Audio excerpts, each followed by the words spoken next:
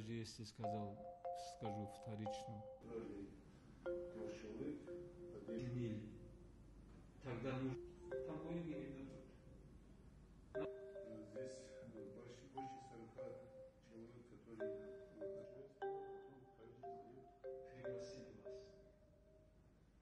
Люди совершают намаз правильно. Имам говорит, что дешевле.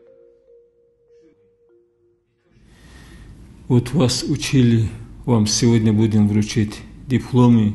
Вы очень будьте бдительными и постарайтесь довести,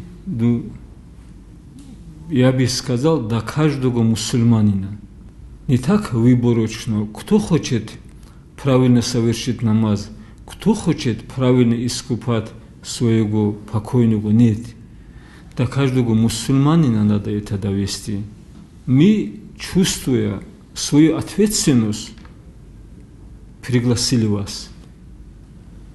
Вы тоже чувствуете ответственность. Дальше вы тоже передавайте.